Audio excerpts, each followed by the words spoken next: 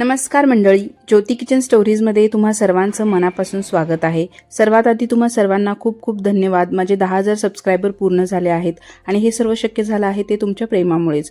आज मी हा vlog share करते, याचं निमित्त म्हणजे मी गावी चालले आहे आणि गावी जाण्या अगोदर मी कोणत्या गोष्टी करते, कोणत्या गोष्टींची काळजी घेते हे या व्लॉगमध्ये तुम्हाला बघायला मिळेल। त्यामुळे व्हिडिओ शेवटपर्यंत बघा आणि चॅनलला अजून सबस्क्राइब नसेल केलं तर लगेच सबस्क्राइब करून घ्या। गावी जाण्या अगोदर सर्वात पहिला मी माझी बाल्कनी आवरून घेते। माझ्या बाल्कनीमध्ये झाडं आहेत, तुम्ही इथे बघू शकता।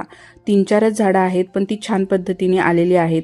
मग आता मी तर 20 ते 25 दिवसांसाठी गावी जाते, पण माझे हस्बंड ते लगेचच एका आठवड्याने मागे येणार आहेत। पण एका आठवड्यासाठी तर आपल्याला या झाडांना पाणी द्यावं लागेल आणि आपण नेहमी तर कोणत्या शेजाऱ्यांना नाही सांगू शकत की आमच्या झाडांना पाणी द्या म्हणून। आणि झाडांची काळजी घेणं तितकंच महत्त्वाचं आहे। एकदा का ही झाडं गेली तर खूप वाईट वाटतं। म्हणूनच मी एक आठवड्यासाठी झाडांना पाणी देण्यासाठी एक छोटासा हॅक तुमच्याबरोबर शेअर केला आहे। हा हॅक एकदम सोपा आहे, आपल्या घरच्याच साहित्यामध्ये बनवून तयार होतो। आपल्याकडे अशा पद्धतीच्या बिस्लरी बॉटल्स असतात। ह्या बिस्लरी बॉटल आपल्याला घ्यायच्या आहेत आणि याचं टोपण आपल्याला काढून घ्यायचं आहे। हे टोपणाला आपल्याला एक होल करून घ्यायचं आहे। हे होल करत असताना जास्त मोठंही नको आणि जास्त बारीकही नको।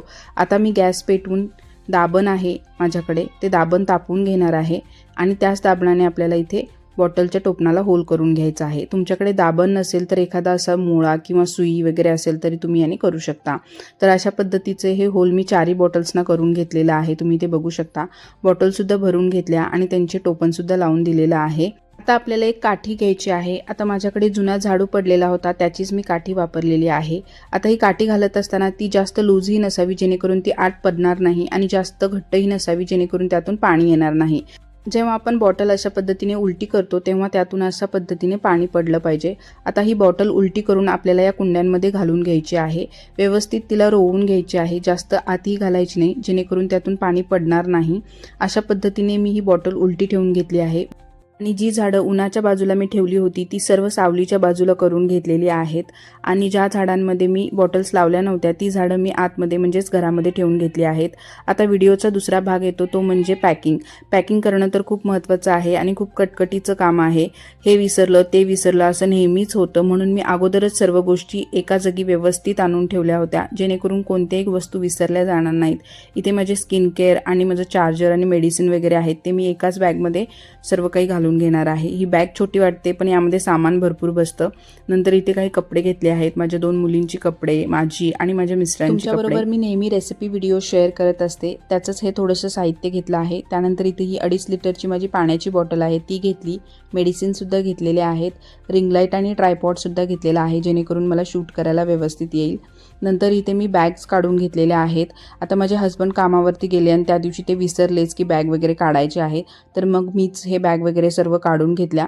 बॅग काढून झाल्यानंतर मी लगेचच पॅकिंगला सुरुवात केली। पॅकिंग करत असताना महत्त्वाची टिप म्हणजे आपण जे काही साहित्य घेऊन जाणार आहे ते सर्व साहित्य एका ठिकाणी ठेवायचं जेणेकरून कोणतंही साहित्य विसरलं जात नाही।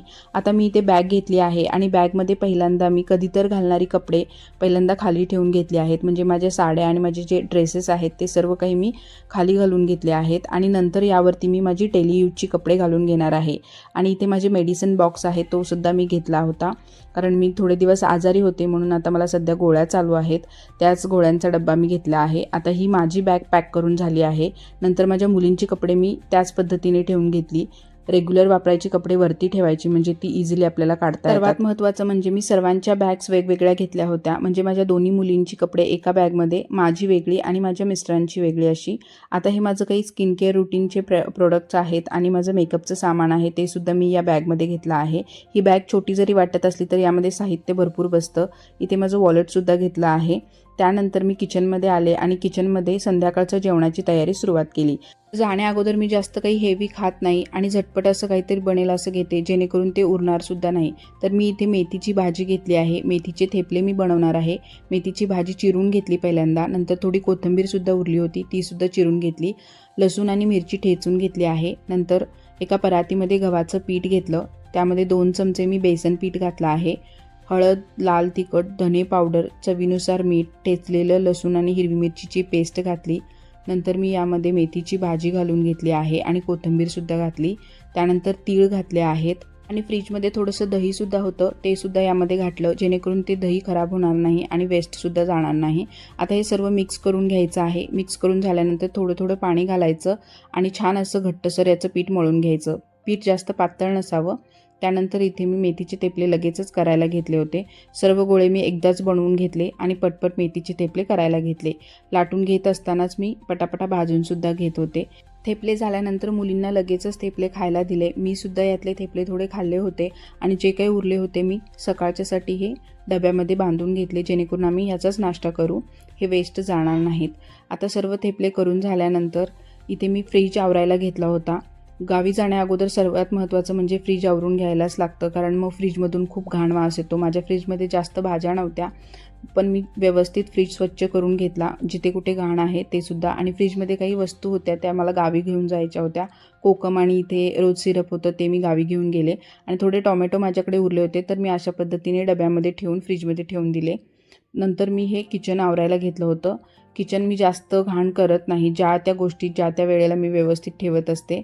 पण गॅस शेगडी आपल्याला स्वच्छ करून जावी लागते. जर स्वच्छ नाही करून गेली तर झुरळं वगैरे होऊ शकतात. मग मी काय केलं, स्प्रे घेऊन छान असं स्प्रे करून घेतलं. नंतर थोडंसं स्क्रब करून छान अशी गॅस शेगडी धुवून घेतली आहे. या शेगडीला मी डायरेक्ट पाण्याने कधी धुवत नाही, म्हणजे कधी तरच आठवड्यातनं एकदा किंवा महिन्यातून एकदा धुत असते. नेहमी याला मी स्प्रे करून वाईप करून घेत असते. आता मी हा किचन ओटासुद्धा स्वच्छ करून घेतलेला आहे व्यवस्थित. ही शेगडी ॲटोमॅटिक असल्यामुळे याला मी जास्त पाण्याचा वापर करत नाही, फक्त याला पुसून घेत असते. पण माझी शेगडी जास्त घाणी होत नाही, वेळच्या वेळेला मी स्वच्छ करत असते. नंतर मी किचन ओटासुद्धा स्वच्छ करून घेतला आणि किचन ट्रॉलीसुद्धा छान पुसून घेतल्या आहेत. नंतर इथे जी काही भांडी पडली होती ती सर्व भांडी पहिल्यांदा घासून घेतली. भांडी स्वच्छ धुवून झाल्यानंतर एका रॅकमध्ये ठेवून घेतली आहेत, जेणेकरून त्यातलं पाणी सर्व निथळून जाईल. नंतर मी लगेचच हा किचनचा जो सिंक वगैरे आहे ते सर्व स्वच्छ धुवायला घेतलं होतं. किचन सिंक आणि जे काही किचन ओटा आहे ते मी सर्व स्वच्छ करूनच नेहमी गावी जात असते. भांडी धुतल्यानंतर मला आठवलं चपातीचा हॉटकेसचा धुवायचा राहिला, तो सुद्धा स्वच्छ धुवून घेतला आणि नंतर मी बाजूचा जो किचन ओटा आहे तो सुद्धा छान स्वच्छ पुसून घेतला. नंतर मी घरातल्या सर्व झाडू मारला आणि लादीसुद्धा पुसून घेतली. मी नेहमीच गावी जाण्याच्या अगोदर झाडू पोछा करून जाते, जेणेकरून जास्त धुरळा घरामध्ये राहणार नाही. अगोदरच घाण असलं की परत घाण होऊन घर खूप घाण होतं. सर्व गोष्टी आवरता मला झोपायला 11 वाजले होते. सकाळी लवकर उठून मुलींचा किचन सेट पहिला घेतला, कारण गावी गेल्यानंतर त्यांना खेळायला काहीतरी हवं. उठायला 4 वाजले आणि आम्ही 4 वाजता निघणार होतो, पण उठायला 4 वाजले. नंतर मी एका तासात आवरलं पटकन आणि 5 वाजता आम्ही निघालो होतो. सर्व बॅग्स वगैरे घेतल्या आणि सर्व बॅग गाडीमध्ये ठेवून आमचा प्रवास सुरू झाला. मी पुण्यामध्ये राहते आणि आता आम्ही चाललो आहोत सांगली जिल्ह्यामधील कवटेमंकाळमध्ये. तर हा व्हिडिओ तुम्हाला कसा वाटला नक्की कमेंट करून सांगा. आणि असेच गावाकडचे व्हिडिओसुद्धा येणार आहेत, त्यामुळे चॅनलला सबस्क्राईब करा. भेटूया अशाच एका नवीन व्हिडिओसोबत. तोपर्यंत बाय.